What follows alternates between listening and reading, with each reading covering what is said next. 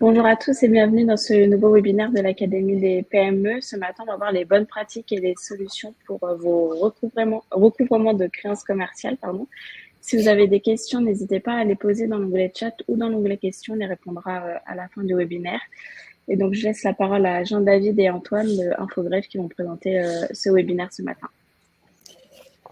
Bonjour à tous, c'est un plaisir d'être avec vous. Je voulais d'abord remercier la CPME Île-de-France de nous avoir accueillis pour proposer et accueillis pour cet événement qui, je pense, sera, j'espère, instructif avec certainement des éléments que vous connaissez déjà, des redites, mais c'est aussi des bonnes pratiques et des réflexes à avoir. Donc, je vais peut-être dans un premier temps, là vous avez rapidement le plan, les trois parties que nous allons développer avec Antoine. Mais peut-être dans un premier temps présenter. Jean-David Vidal, je suis greffier au tribunal de commerce de Nîmes, administrateur du GIE Infogreffe, avec un rôle un peu particulier puisque j'ai un statut d'officier public et ministériel, ce qui fait que j'exerce un service public par délégation de l'État et officier public et ministériel, je peux authentifier les actes qui sortent de mon office. Double casquette avec un rôle judiciaire et un rôle extrajudiciaire. Le rôle judiciaire qu'on va retrouver à peu près dans toutes les juridictions, l'assistance du tribunal, et puis un rôle extrajudiciaire qui va une mission de teneur de registre, dont le registre que vous connaissez le plus, le registre du commerce et des sociétés, qu'on développera un petit peu dans ce webinaire, mais aussi le registre des sûretés commerciales, qui permet d'avoir une vision à peu près claire de l'endettement d'une entreprise. Une autre casquette, administrateur d'Infogreffe. Infogreffe, c'est un GIE qui a été créé en 1986. C'est la première legal tech française, terme qui est très à la mode, mais qui était moi en 1986, et qui regroupe l'ensemble des informations des 141 greffes des tribunaux de commerce de France et des territoires et départements d'outre-mer, avec une mission de diffusion de l'information légale des entreprises, accessible à tous, une information légale certifiée et authentifiée par les greffiers des tribunaux de commerce. Et l'utilisation du site permet d'avoir accès à l'ensemble des 141 greffes, je l'ai déjà dit, mais ça permet aussi, et c'est important, d'avoir un double maillage, un maillage national avec le GIE et le portail Infogreffe, et puis un ancrage territorial fort, puisque ce sont les informations qui remontent de nos offices des 141 greffes des tribunaux de commerce, avec une connaissance assez approfondie de nos territoires, ce qui fait aussi un peu notre caractéristique, cette double casquette, maillage territorial très fort, et puis une diffusion plus large au niveau national. Voilà, pour une présentation assez rapide de nos missions, mais je reviendrai un petit peu plus tard. Je vais laisser la parole à Antoine pour présenter IDEFACTO. Merci Jean-David. Alors bonjour à tous, Antoine Février, je suis commissaire de justice au sein du groupe IDEFACTO. Alors petit rappel sémantique, un commissaire de justice, en fait c'est le nouveau nom donné à la fusion de deux professions il y a bientôt maintenant 2 ans, en été 2022, qui regroupe les commissaires priseurs judiciaires et les huissiers de justice pour ne former qu'une seule et même profession. Donc historiquement, tout le monde nous connaît sous le nom de huissier. Maintenant, on s'appelle commissaire, mais la mission est la même. Alors, petit rappel, nous sommes des professionnels du droit, comme les greffiers, au service des entreprises, au service des chefs d'entreprise, quelle que soit leur taille, pour défendre finalement vos droits et vos intérêts, sécuriser votre cash flow et votre trésorerie pour la partie recouvrement, mais également sur l'établissement de procès-verbaux de constat pour tout ce qui est matière de la preuve. Mais on n'en parlera pas aujourd'hui, avec un maillage territorial très fort, puisqu'on est répartis nous aussi sur l'ensemble du territoire national, y compris les outre-mer. IDEFACTO, c'est quoi? C'est la fusion en fait de 8 offices en Île-de-France juste avant le Covid. L'idée était d'être finalement un partenaire unique pour nos partenaires et nos clients, être un point d'entrée unique sur l'Île-de-France. Si demain il y a un dossier qui arrive à Versailles, eh bien je le diffuserai à mes associés versaillais ou inversement. L'idée étant d'être un point d'entrée pour nos clients. Voilà pour la partie cœur de métier et présentation IDEFACTO. Je ne vais pas rentrer plus en détail sur la gouvernance ou autre. C'est pas le sujet aujourd'hui. Jean-David, je te redonne la main sur la partie premier trimestre 2024. Alors, je reprends la main. On va faire un petit focus sur le premier trimestre 2024. Le document que vous avez sur la slide, le baromètre des entreprises janvier-mars 2024, c'est un document qui est établi par le Conseil national des greffiers et tribunaux de commerce. Vous pouvez le télécharger gratuitement directement sur le site du Conseil national, cngtc.fr, et qui reprend en fait et qui recoupe l'ensemble des informations qui sont remontées des 141 grèves des tribunaux de commerce. Vous allez entendre ce chiffre assez souvent, je pense. Le bilan qu'on fait sur ce premier trimestre, il est relativement inquiétant dans le sens où l'ambiance économique est relativement maussade et je ne suis pas sûr que les événements politiques des dernières semaines, notamment les dissolutions, soient un élément qui soit rassurant pour les entrepreneurs et les chefs d'entreprise que vous êtes. Le constat qu'on fait sur ce premier trimestre, globalement, c'est que tous les indicateurs sont à la hausse. Alors, un premier indicateur, je vais rapidement passer dessus, mais quelques chiffres qui peuvent être intéressants. Une augmentation des créations d'entreprises, mais j'aurais tendance à dire que ce chiffre, il n'est pas forcément significatif, puisque vous vous en souvenez peut-être, mais au premier trimestre 2023, on a un petit peu connu les difficultés de création avec la mise en place du guichet unique. Donc, on avait connu une grosse chute des immatriculations sur cette première période. Donc, mécaniquement, une grosse partie des bugs étant résolus, l'outil fonctionnant sur les immatriculations un peu mieux, forcément, ce chiffre est remonté. Donc, l'augmentation du nombre d'immatriculations ne peut pas être interprétée comme une situation économique qui soit saine. En revanche, ce qui est plus inquiétant, entre guillemets, on retrouve trois éléments assez importants. Une augmentation significative du nombre de procédures collectives, puisqu'on a retrouvé les chiffres qu'on connaissait avant la période Covid et avant le quoi qu'il en coûte qui avait soutenu l'économie française. Et pour certaines juridictions, pardon, les chiffres ont été largement dépassés avec, bien évidemment, ça n'a pas beaucoup changé, beaucoup plus de liquidation judiciaire immédiate que de redressement ou de sauvegarde. Malheureusement, c'est le constat qu'on fait tous dans nos tribunaux avec des entreprises, bien évidemment, qui arrivent trop tard, au moment où il n'y a plus grand-chose à faire. Donc, on se retrouve vraiment avec une augmentation des entreprises en difficulté. Les secteurs, le commerce, le bâtiment, et vous vous en doutez, l'augmentation des taux d'intérêt a fortement impacté, notamment tout ce qui était création et développement dans le secteur du bâtiment. Donc, je ne vous apprends pas grand-chose. Un autre chiffre qui est aussi inquiétant et qui sera intéressant sur la partie d'Antoine, c'est une très très grosse augmentation des procédures d'injonction de payer. C'est une procédure qui permet d'obtenir un titre exécutoire de façon assez simple, avec des résultats très efficaces, mais je pense qu'on fera peut-être un petit focus sur ce point en toute fin de webinaire.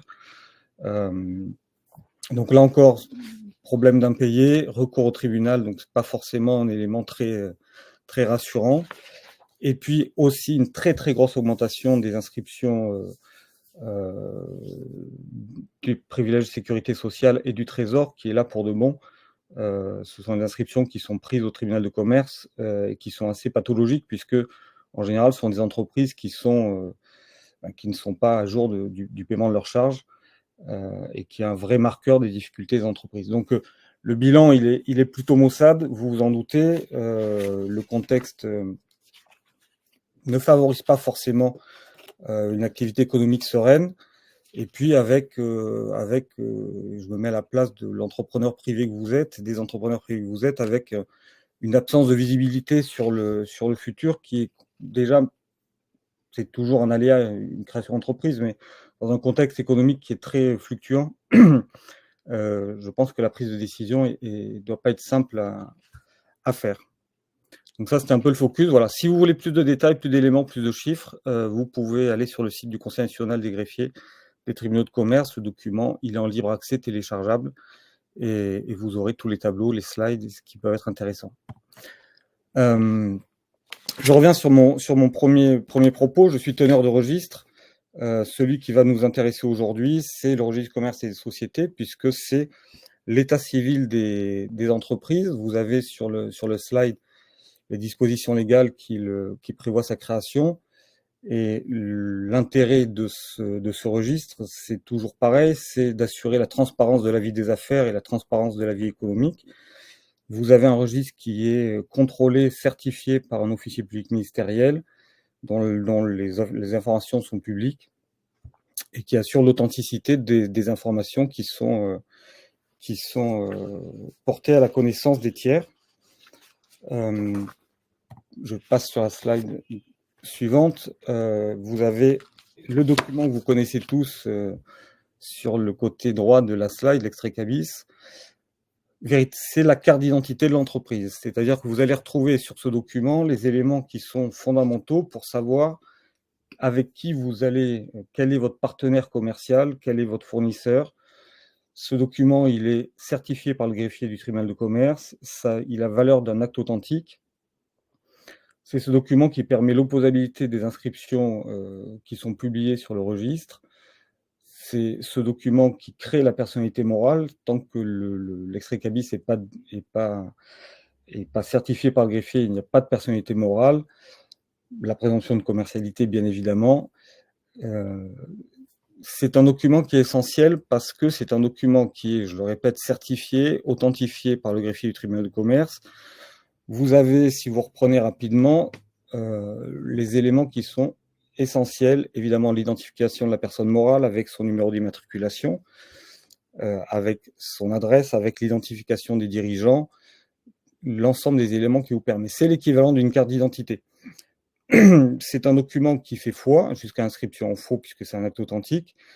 C'est l'intérêt et peut-être la grosse différence qu'on a entre une société commerciale et une association, par exemple, puisque sur une association, obtenir un document comme ça est assez complexe. Et surtout, c'est un document qui est mis à jour en permanence, puisque le contrôle s'effectue par le greffier au moment de l'immatriculation, bien sûr, ou de la modification qui est déposée par l'assujetti, mais le greffier assure le contrôle de l'authenticité des informations portées sur ce document tout au long de la vie de la société.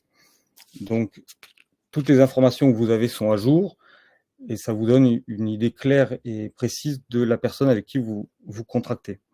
Quand je dis un contrôle permanent, c'est-à-dire qu'on travaille au moment de l'immatriculation, on travaille énormément avec la vérification notamment des documents d'identité, avec l'utilisation du module DocVerif, ce qui permet de savoir que le dirigeant que vous avez, c'est réellement le dirigeant. Et puis tout au long de la vie de la société, puisqu'on travaille sur, notamment avec le service des impôts ou autres, sur vérifier que l'entreprise est toujours en vie. Si les courriers nous reviennent, NPI ou autres, on a toute une série de procédures pour pouvoir éventuellement mettre en demeure la société de régulariser ou de la radier si on se rend compte que de fait, elle n'a plus d'activité, ce qui permet dès lors de désactiver le numéro sirène, le numéro à 9 chiffres, qui permet comme ça d'éviter que des personnes mal intentionnées, dirons-nous, puissent récupérer ce numéro pour donner une apparence d'authenticité sur une fausse société. Voilà. Et on vérifie également tout ce qui est obtention d'agréments a posteriori d'immatriculation. Ce document, vous pouvez l'obtenir bien évidemment à l'accueil de nos greffes, mais vous pouvez l'obtenir de façon dématérialisée sur le site InfoGreffe. Et sur le slide suivant, vous avez l'ensemble des documents qui sont disponibles pour les tiers que vous êtes, pour connaître et pour avoir les informations qui sont essentielles pour avoir une parfaite connaissance de la personne avec qui vous envisagez de contracter. Et je pense que c'est un bon réflexe à avoir pour tous les entrepreneurs de passer sur le site InfoGreffe et de regarder un petit peu l'ensemble des documents. Si vous regardez un petit peu ce tableau, vous avez effectivement le premier document à contrôler, l'extrait CABIS. J'insiste sur l'extrait CABIS parce que c'est le vrai document authentifié, certifié, à jour, délivré par le greffier du tribunal de commerce.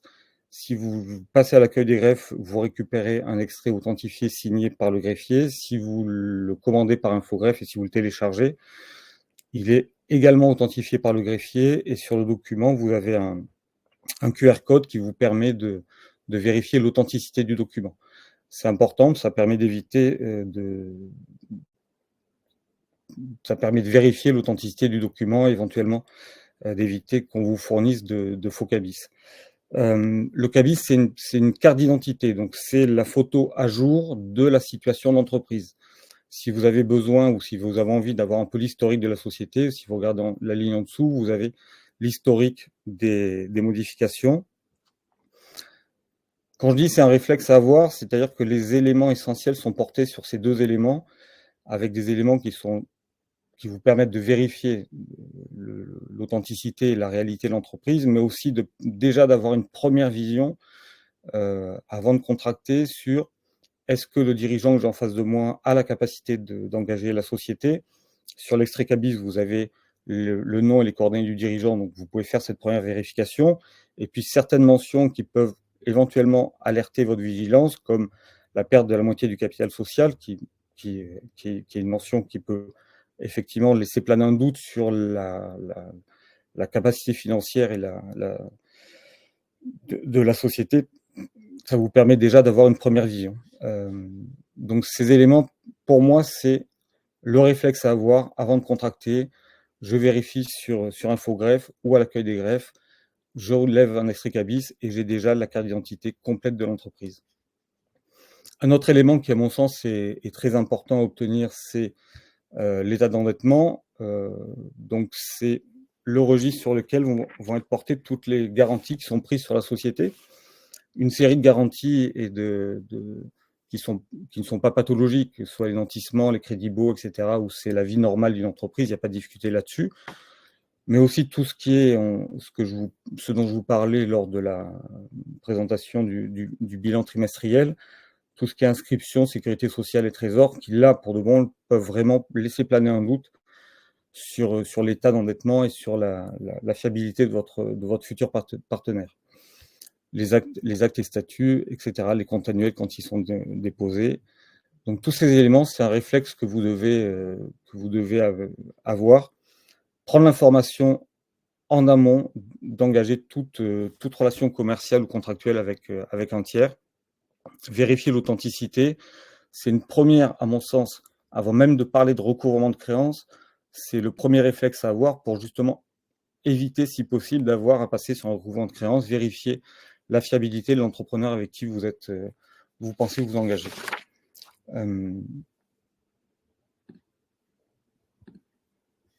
Tous ces éléments donc, sont mis à jour quotidiennement, puisque ce sont les éléments que nous recueillons au sein de nos offices.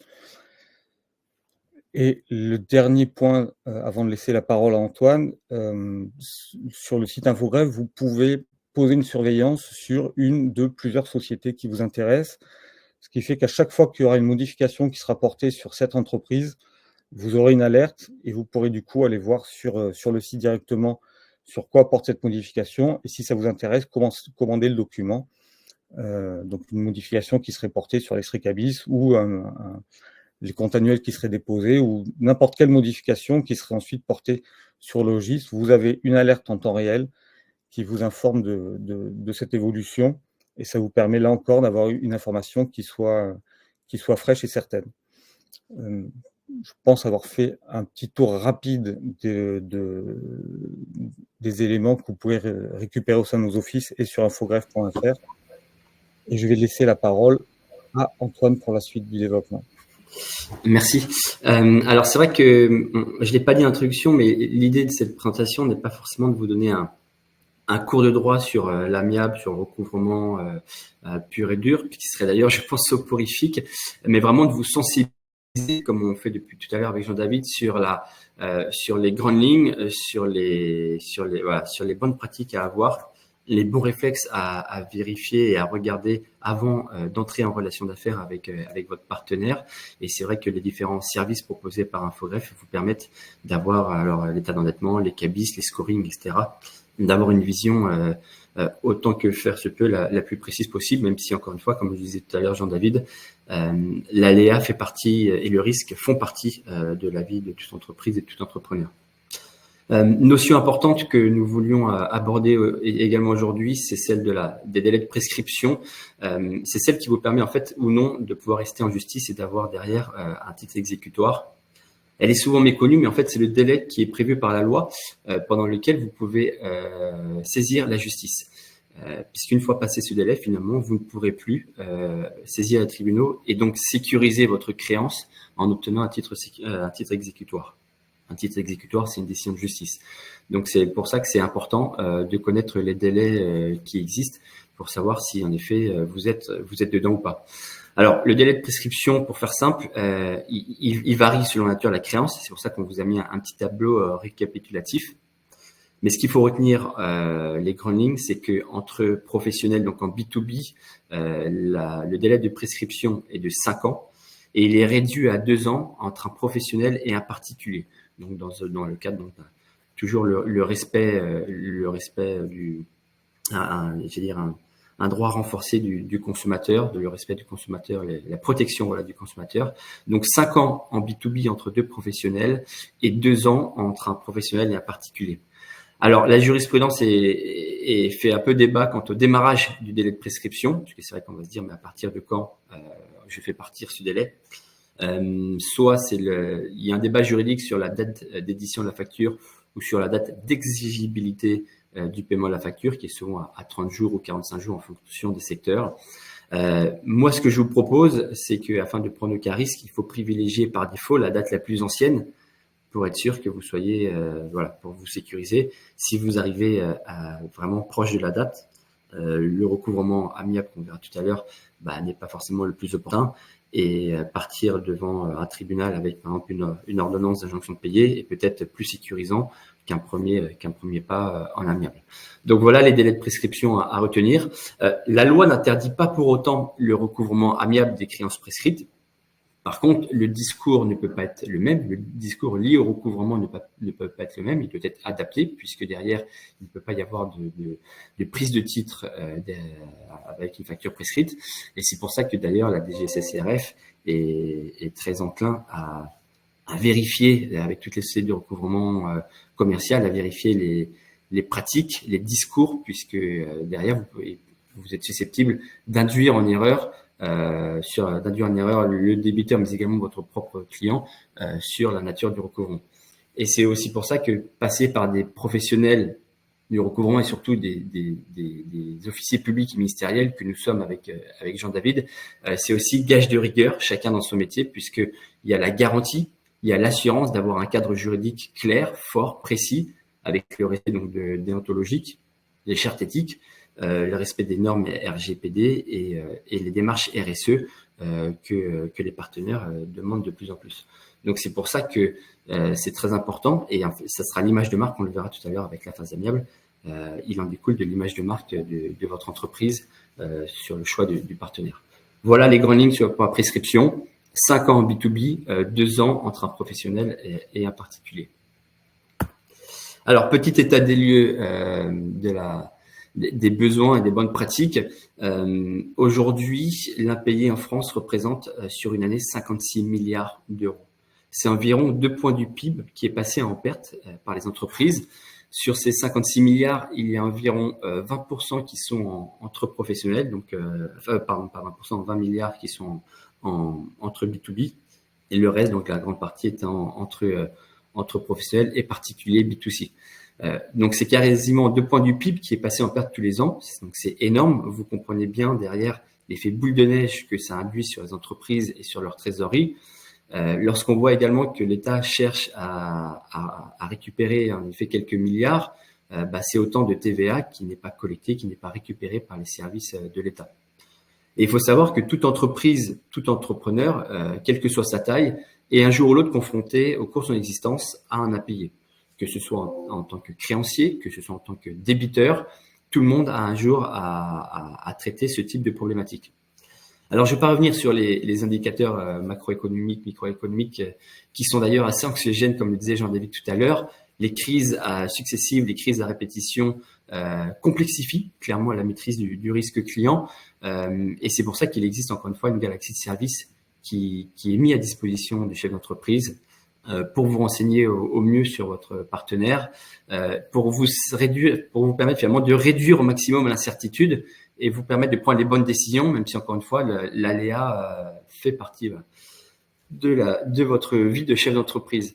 Le marché, quant à lui, on le sait, a horreur de cette incertitude et finalement, les crises viennent détériorer la trésorerie, viennent détériorer la capacité de nos entreprises finalement à se maintenir compétitives et à se développer. Donc c'est pour ça que la trésorerie, cash is king aujourd'hui, encore plus depuis j'ai dire l'après Covid, et c'est pour ça qu'il faut prendre le problème à bras le corps et dès les premiers impayés. Alors l'impayé, ça débute bien souvent par une facture d'un faible montant d'ailleurs qui n'est pas payée, puis on laisse traîner, puis on a une deuxième, une troisième, etc. avec ce même client. Et en fait, lorsqu'on commence à prendre conscience qu'il faut se réveiller et qu'il faut relancer son propre partenaire, bien souvent, parfois, malheureusement, ça peut être déjà trop tard pour plusieurs raisons. La première, c'est la prescription dont on parlait tout à l'heure. La deuxième, c'est peut-être parce que votre propre partenaire est lui-même en difficulté et donc lui-même en procédure collective, que ce soit en redressement judiciaire ou en liquidation judiciaire, et donc n'est plus à même d'honorer sa créance. Donc d'où la nécessité, encore une fois, de prendre le problème d'impayé le plus vite possible, puisque je tiens à rappeler, encore une fois, que les entreprises ne coulent pas à cause d'un défaut de client ou de facturation. Les boîtes ferment à cause de défaut de paiement et de trésorerie. Alors, d'où viennent les impayés? Il est souvent d'usage de penser que les impayés viennent de mauvais payeurs qui sont nos clients, qui rechignent à payer en temps et en heure. Et en fait, avec les différentes études qui existent, on s'est rendu compte que notre pire ennemi, c'est souvent nous-mêmes, et que finalement la mauvaise volonté de votre client ne représenterait que entre 20 et 25% des impayés en France. Je dis notre pire ennemi, c'est nous-mêmes, parce qu'en fait, dans la moitié des cas, ce sont des dysfonctionnements internes à l'entreprise émettrice de la facturation qui retardent ou qui bloquent le paiement.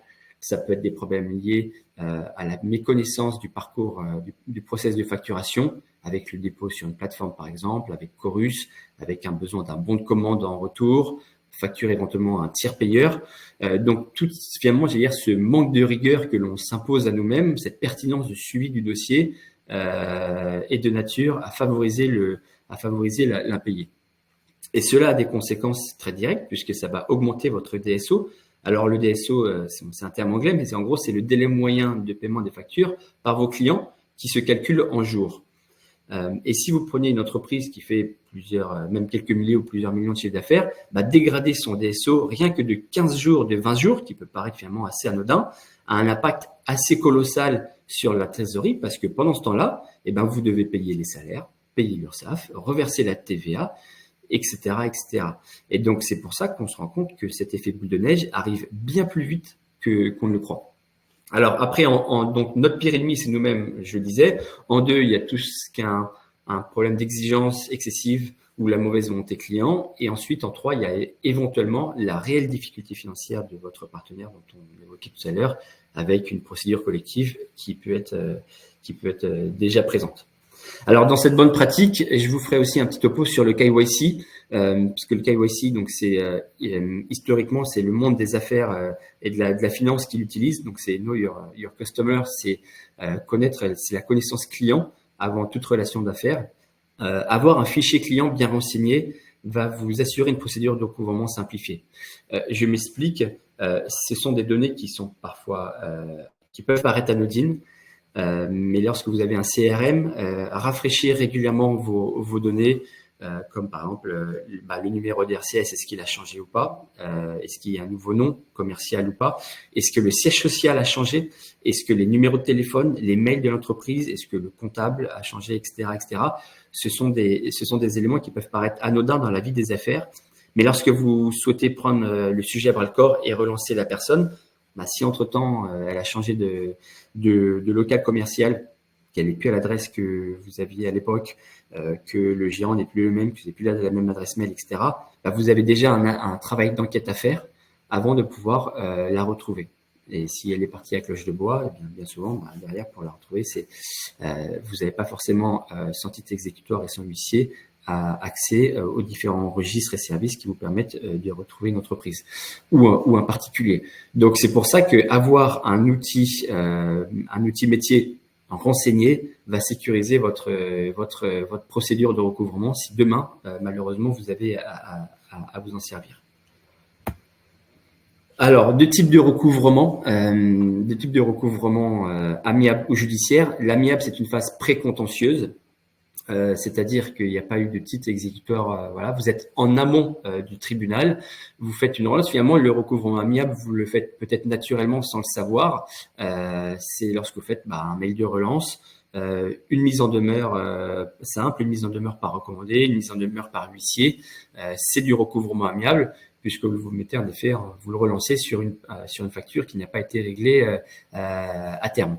Le recouvrement judiciaire, qu'on verra tout à l'heure, lui permet d'obtenir une décision de justice. Il a l'avantage de sécuriser votre créance pour les 10 prochaines années, puisqu'une fois que vous avez un titre exécutoire, votre créance est sécurisée pour 10 ans. Donc, on y reviendra un petit peu tout à l'heure, mais ça veut dire que si votre partenaire, finalement votre client qui devient votre débiteur finalement est dans une situation délicate actuellement, eh bien vous pouvez très bien attendre 2, 3 ans, 4 ans pour éventuellement faire une procédure de recouvrement, puisque votre titre exécutoire en judiciaire vous permet de le faire puisque vous l'avez sécurisé. Là, sur la phase amiable, ce n'est pas le cas. Vous êtes en pré-contentieux. Le recouvrement n'est pas une science exacte. Donc, jamais on vous garantira, on vous promettra que vous récupérez 100% de votre créance. Je préfère être honnête avec vous. Mais par contre, on a cette volonté réelle et cette obligation de moyens de faire le maximum pour aller la chercher, mais sans pouvoir vous le garantir pour autant. Et c'est vrai qu'aujourd'hui, dans ce monde où on cherche à se sécuriser, on pense que en allant au tribunal, en allant voir un avocat, un huissier ou tout autre professionnel de droit, on aura forcément un gain de cause. On peut avoir le gain de cause sur la décision de justice. Encore faut-il derrière pouvoir la mettre en œuvre. Donc c'est là derrière tout notre métier, notre utilité. Le recouvrement amiable n'est pas le monopole des commissaires de justice, à la différence de celui judiciaire. Il existe sur le marché plusieurs offres, plusieurs acteurs. Et par contre, ce que je vous ai dit tout à l'heure, passer par un professionnel ayant le statut d'officier public ministériel, c'est encore une fois la garantie d'avoir un cadre juridique clair. Beaucoup d'entreprises, de credit managers, de DAF n'ont pas forcément le réflexe de vous appeler, alors par plusieurs raisons, soit par méconnaissance du métier, par crainte du coût éventuellement, par crainte de la perte de temps dans les procédures. Et en fait, en amiable, c'est quelque chose d'assez simple. On travaille de success fees. Vous nous adressez le dossier, on traite, si on arrive à recouvrer, on prend un pourcentage du montant recouvré. Si on n'arrive pas à recouvrer, ça vous a coûté 0. Donc, c'est à traiter et c'est à tester, puisque quand vous prenez une balance AG en fin d'année, par exemple, vaut mieux tenter de récupérer 50, 60, 80, 90%, voire 100% d'une facture, plutôt que 0 et de la passer en perte, alors qu'en amiable, finalement, le coût supporté est plus faible qu'en éventuel judiciaire. Le vrai avantage que nous voyons sur la phase amiable, c'est un avantage qui est essentiel au monde des affaires, c'est le maintien de la relation client. L'objectif finalement est de solliciter votre partenaire et lui rappeler à ses obligations tout en maintenant avec lui une relation équilibrée. En fait, la communication, elle n'est pas rompue avec lui, c'est juste que votre poste client, il est délégué à un tiers de confiance qui va faire le travail à votre place. Donc finalement, c'est plus un travail de négociation en phase amiable, de médiation, de négociation commerciale, plutôt qu'un réel travail de recouvrement au sens strict du terme. Je vous prends un exemple. En interne, chez Defacto, nos équipes de recouvrement amiable ont plus le profil de commercial que de gestionnaire contentieux pur, puisqu'on est plus, encore une fois, dans cette négociation que dans ce recouvrement manu militari. Voilà l'idée de la phase, voilà les grandes lignes de la phase amiable et ses avantages. Vous avez aujourd'hui, alors c'est vrai que certains vont dire oui, mais le montant de vos honoraires, votre success fees, ça peut être peu ou prou ma marge. C'est vrai, mais tout travail mérite salaire comme tout le monde.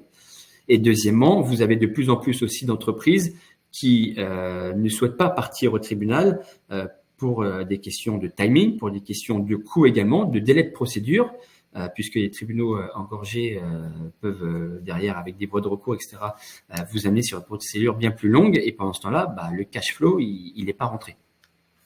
Vous avez des entreprises qui ont une vision plus libérale et dire, moi, je suis prêt à perdre 10, 15, 20% de la créance, de ma créance, mais au moins, j'ai mes 85 ou 90% tout de suite dans la poche si le recouvrement amiable a fonctionné.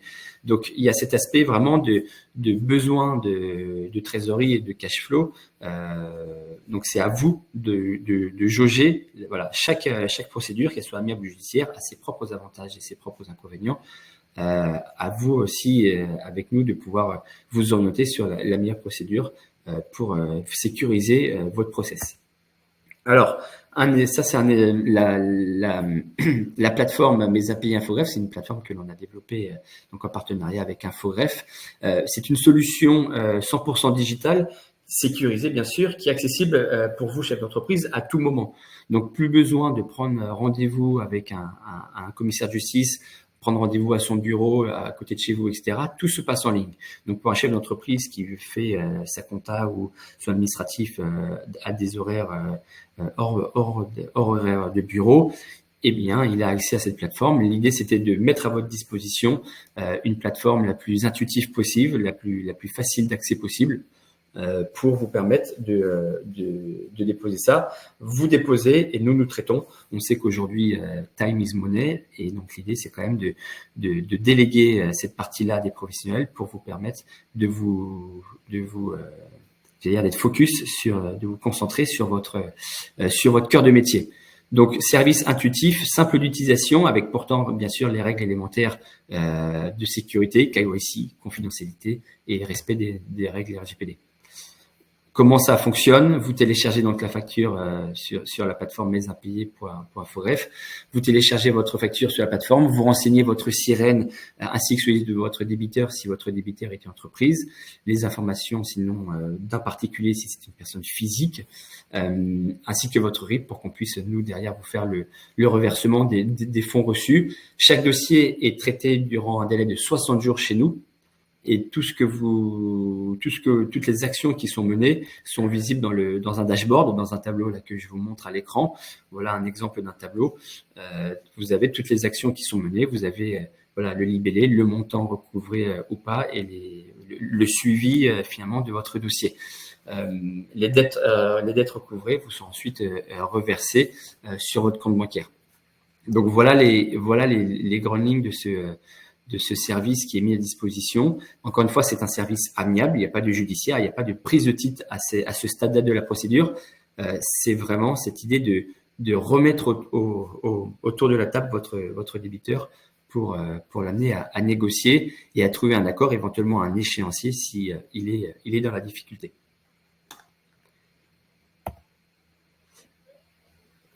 Alors, sur la partie recouvrement, sur la phase judiciaire cette fois, je vais pas rentrer non plus trop dans le détail, mais retenez deux choses, c'est qu'il y a deux phases en judiciaire. On a tenté la phase amiable, ça n'a pas fonctionné. Vous souhaitez sécuriser votre créance et donc dans ce cas-là, vous allez partir au tribunal avec deux possibilités. Donc c'est ce qu'on appelle la phase de prise de titre avant d'obtenir la décision, qui est finalement le sésame que l'on a faim. La phase de prise de titre, il faut d'abord une mise en demeure au préalable. Soit vous déposez une requête au tribunal en injonction de payer, donc qui est la phase le process le plus simplifié aujourd'hui et le plus rapide devant les tribunaux, que ce soit judiciaire ou tribunaux de commerce. Vous avez également sinon l'assignation en fonction du montant de la créance, en fonction de la complexité du litige.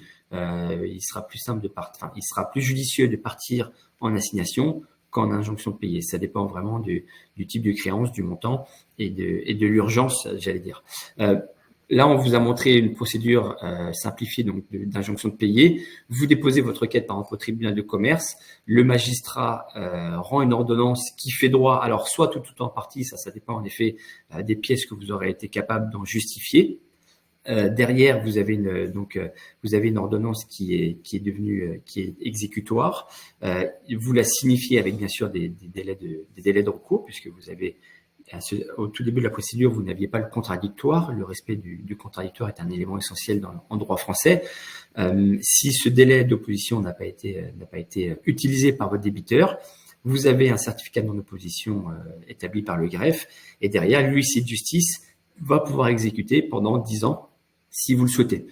Voilà le schéma. Alors, pourquoi la procédure judiciaire, enfin, l'IP est plus rapide qu'une procédure au fond? Bah, c'est ce que je vous disais. Il n'y a pas de contradictoire au tout début, c'est-à-dire que tout se passe dans cette procédure dans le bureau du magistrat qui reçoit les documents, qui reçoit les pièces justificatives et qui tranche sans avoir eu d'audience. Donc, il n'y a pas eu de convocation des parties, il n'y a pas eu de date réservée par le greffe sur une date d'audience, etc. Et donc, les délais sont raccourcis.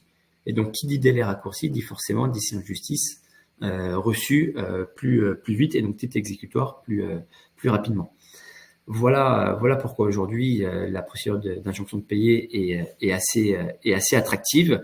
Vous avez parfois des magistrats qui vous demanderont de partir finalement au fond, puisque le dossier est complexe, mais au moins vous aurez tenté cette phase. Donc voilà, je ne vais pas rentrer dans le détail des procédures civiles derrière. Après c'est du technique et c'était pas l'idée de ce webinaire. L'idée encore une fois, c'est de vous donner les grandes lignes pour que vous ayez vers quoi vous orienter, que vous ayez les grandes lignes. Alors peut-être, je vais reprendre la main, Antoine, une yes. seconde. Juste dans le chat, une première question qui a été posée. Bonjour, l'injonction de payer vaut à l'égard d'une entreprise d'un client individuel? Oui, bien sûr. L'injonction de payer, vous pouvez l'utiliser contre n'importe quel créancier.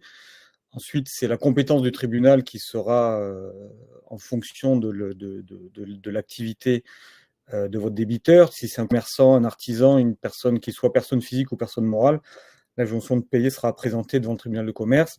Si c'est un client lambda, pardon, vous devrez vous diriger vers les tribunaux judiciaires, mais la procédure existe aussi devant les tribunaux judiciaires. Ça, c'était la première question sur le chat. Pour le recommandement de créance, pourquoi Infogreffe privilégie un partenariat avec des commissaires de justice? J'aurais tendance à dire que quand Infogreffe et IDEFacto se sont rapprochés pour développer la plateforme Mes Impayés, il y avait forcément un lien. Nous sommes tous deux, nos deux professions sont officiers publics et ministériels, donc il y avait ce lien de sécurité et de sécurisation des éléments de la plateforme qu'on voulait mettre en place. C'était aussi une phase test, parce que quand vous développez un service, vous ne savez jamais trop comment est-ce que ça va fonctionner. C'est potentiellement, si la plateforme se développe, un service qui pourra être ouvert à d'autres commissaires de justice, mais la logique de nos deux professions, c'était de travailler ensemble, d'officiers publics ministériels avec des officiers publics ministériels. Voilà pourquoi est-ce que, au départ, l'idée a été développée avec IDEFacto. Et pour l'instant, je parle sous le contrôle d'Antoine, mais Mes Impayés a un peu plus d'1 an d'existence. Donc, ça reste un service qui a été ouvert relativement récemment. Intervenez-vous si la saisie d'huissier, donc là, je pense que c'est un peu plus une question pour Antoine, mais oui. Je vais faire un début de réponse. Antoine vous l'a déjà dit. À partir du moment où vous avez un titre, votre créance est sécurisée pendant 10 ans. C'est-à-dire que si vous n'êtes pas arrivé à exécuter de suite après l'injonction de payer, potentiellement, votre créance ne disparaît pas. Donc, vous avez un titre qui est valable 10 ans. Rien ne vous empêche, à mon avis, mais Antoine, tu me contrediras, de revenir éventuellement à la charge si, dans l'hypothèse où l'entreprise reviendrait, entre guillemets, à meilleure fortune et qui vous permettrait de recouvrer la créance. Une question plus pour Antoine. Je vais approfondir sur la saisie. Derrière, sur la partie judiciaire, une fois que vous avez le titre exécutoire, le commissaire de justice va tout mettre en œuvre pour récupérer les fonds et il a plusieurs cordes à son arc. Il a la saisie bancaire qui est la plus connue, donc c'est-à-dire qu'on peut voir à l'instant T, et on fait une photographie à l'instant T du compte que l'on souhaite saisir. Si les fonds sont dessus, en effet, on les saisit. Il y a aussi la saisie des meubles. Alors la saisie des meubles, que ce soit pour une entreprise en particulier, elle existe. Maintenant, ce n'est pas la plus efficace. Dans un premier temps, pourquoi? Parce qu'aujourd'hui, sauf à avoir du mobilier de designer ou un tableau de maître, le mobilier qui sera revendu aux enchères, une table à manger ou un meuble lambda aux enchères ne vaut plus forcément grand chose à partir du moment où il est pas à l'état neuf, et donc ça ne viendrait peut-être même pas couvrir les frais du commissaire qui viendrait derrière le vendre aux enchères. Donc, c'est pour le but de la saisie-vente, même s'il y a se dire tiens, l'huissier frappe à la porte et vient chez moi, c'est encore une fois, c'est d'amener le débiteur à trouver un accord, à négocier. Parce qu'en fait, quand on en arrive là, c'est que la personne n'a pas pris contact avec nous pour trouver une négociation. Cette personne fait le mort. Et c'est vrai que d'avoir cet électrochoc de saisie, et notamment l'huissier qui frappe à la porte pour faire l'inventaire de ces meubles, leur amène autour de la table pour discuter. Donc c'est plus quelque chose pour l'amener à discuter qu'une réelle contrainte. La saisie des véhicules également est possible. La saisie des immeubles est également possible, ou des parts de SCI, des parts de sociétés sont également saisissables en fonction de la nature de la créance, du montant également, puisque chaque procédure est unique, chaque procédure est plus ou moins complexe également. Mais oui, bien sûr qu'une fois que la phase amiable a échoué et que vous avez une décision de justice, l'huissier fera son métier et fera donc les différentes saisies possibles. Je voulais, Jean-David, revenir également sur les éventuels frais, le montant des honoraires en amiable, en fonction des acteurs, parce que je vous disais qu'il y a plusieurs acteurs sur le marché, plusieurs offres. Ça varie souvent entre 10 et 20% du montant recouvré. Voilà. Après, vous avez des plateformes où il y a des frais de dossier, vous avez des plateformes où il n'y a pas de frais de dossier. Ça dépend du business model de chaque plateforme. Mais ce qu'il faut retenir, c'est que les success fees souvent sont entre 10 et 20%. Sur Infogreffe, le success fees est à 15, par exemple, sur la plateforme des impayés. Voilà. Merci Antoine. Je vais reprendre la main pour la suite. Donc, yes. Si vous avez bien compris un petit peu la logique du webinaire, c'est essayer insister sur les bonnes pratiques et d'essayer de tenir une chronologie, c'est-à-dire en amont, je vais chercher l'information chez Infogreffe avec les différents éléments que je vous ai listés. J'en ai pas parlé, mais vous avez aussi des outils de notation que vous pouvez utiliser sur Infogreffe. Les alertes, très importantes, de façon à être tenu informé régulièrement de l'évolution de la situation de votre co-contractant et potentiellement de votre débiteur. Ça, c'est une phase, on va dire, en amont. J'insiste sur l'information authentifiée, certifiée par un greffier, c'est-à-dire que quand je délivre une information, j'engage ma responsabilité. Et trop souvent, parce que des créanciers ont voulu aller récupérer une information ailleurs, et on le voit dans nos tribunaux, j'engage une procédure ou une procédure d'injonction de payer, et puis en fait, l'entreprise est déjà en liquidation judiciaire depuis plusieurs semaines, et la personne n'a pas eu la bonne information. Donc c'est pour ça que j'insiste sur cette information authentifiée, certifiée, et qui est mise à jour quotidiennement par les 141 greffes des tribunaux de commerce de France. Le travail à faire, vous, dans vos entreprises, pour le suivi, c'est vrai que moi, un élément qui m'avait assez marqué, c'était le montant des impayés qu'Antoine vous a repris, qui est assez pharaonique. Et surtout, parfois, les pratiques de, par exemple, facturer trop tard. C'est aussi un des éléments qui est une des causes des impayés. Basculer ensuite sur une phase amiable qui me paraît intéressante, la fac de droit, et Antoine ne me contredira pas sur ce point, on nous a toujours appris qu'il valait mieux un mauvais accord qu'un bon procès, parce qu'effectivement, quand vous rentrez dans une phase judiciaire, c'est plus ou moins long, mais surtout, vous avez toujours l'aléa judiciaire et vous n'êtes jamais sûr, entre guillemets, de l'issue de votre dossier, même si vous êtes de bonne foi, même si vous êtes persuadé avoir un dossier béton, il y a toujours cet aléa. On imagine, dernière phase, que la phase amiable a échoué, et dans ces cas-là, on va revenir sur Infogreffe ou sur le tribunal de commerce dont vous dépendez. Infogreffe a développé le portail du tribunal digital qui vous permet de saisir directement depuis chez vous n'importe quelle juridiction commerciale en France.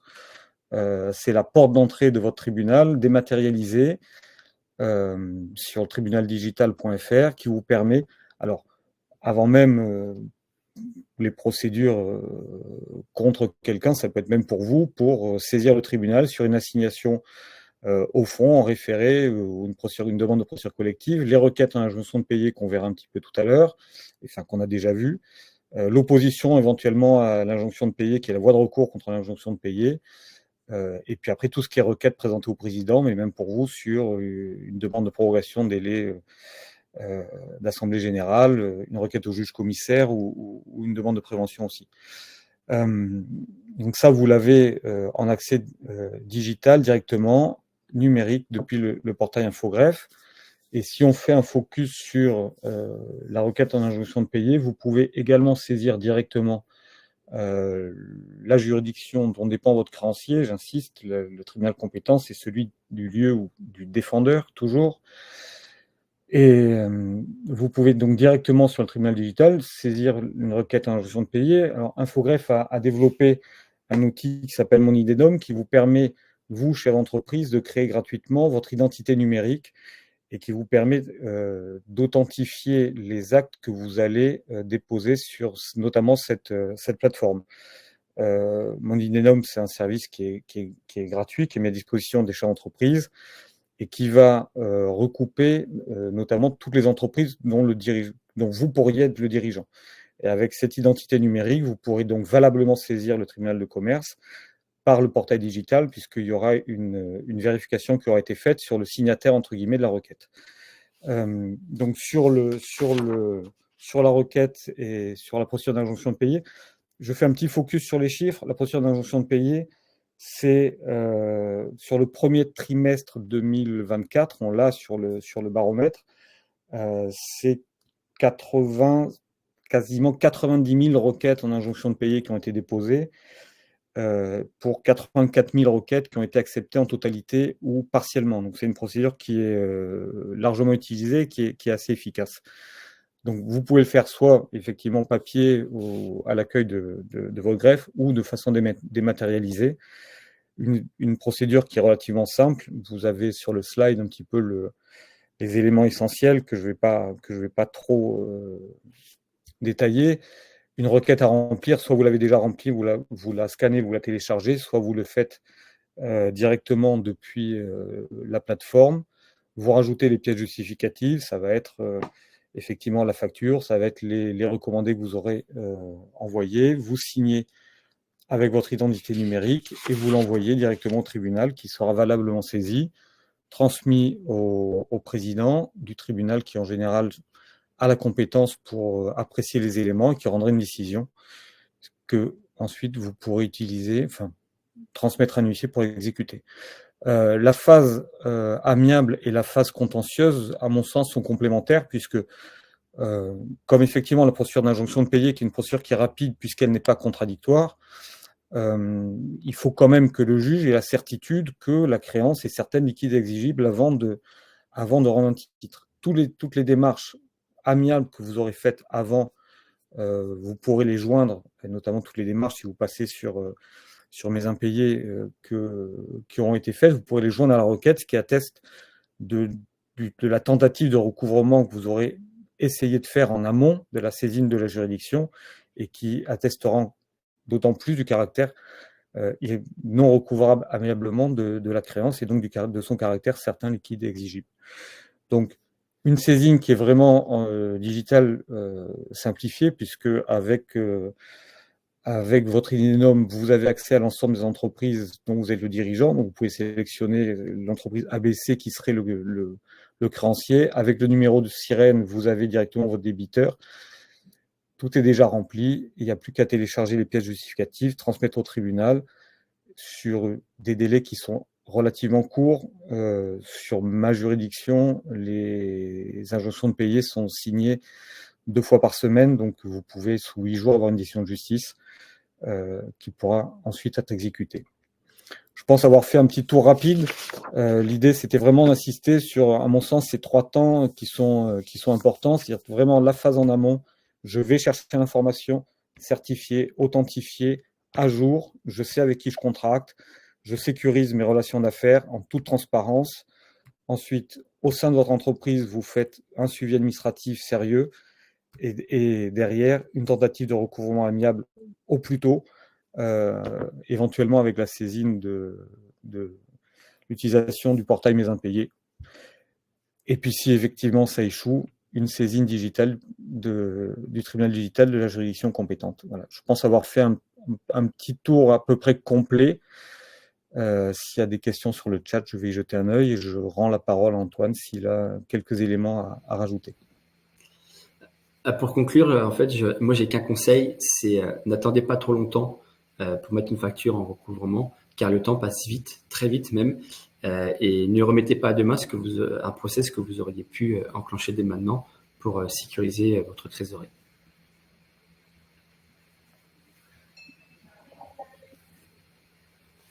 Ce sont vraiment, à mon avis, des bonnes pratiques à mettre en place dans vos entreprises. Et ça devient un réflexe. Voilà, vraiment un réflexe. De ne pas attendre, de prendre l'information en amont. Elle est disponible, elle est certifiée, elle est authentifiée. Et derrière, dès qu'il y a un risque, je rejoins ce que dit Antoine, ne jamais attendre. Voilà. Mais même si vous avez des difficultés, c'est une parenthèse qui sort du cadre du webinaire, mais ne jamais attendre pour éventuellement aller voir un professionnel et prendre des conseils. Merci beaucoup pour votre présentation. Est-ce que vous me confirmez qu'on pourra envoyer le diaporama aux participants ou pas du tout? Oui, pas de difficulté. Ok, parfait. Donc, moi, je vous enverrai à tous le diaporama du coup, et si vous avez des questions qui vous viennent, vous pourrez me les transmettre et je les transmettrai moi à mon tour à Infogreffe, que ce soit Antoine, Jean-David ou quelqu'un d'autre pour y répondre. Donc voilà, je vais mettre fin au webinaire. S'il n'y a plus d'autres questions, si vous avez fini, n'hésitez pas si vous avez des questions, c'est le moment.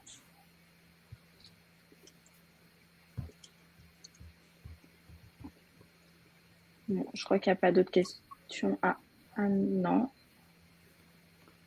Bon, merci à tous et je vous souhaite une belle journée du coup. Merci beaucoup. À très vite. Au revoir. Merci, bonne journée. Au revoir. Au revoir.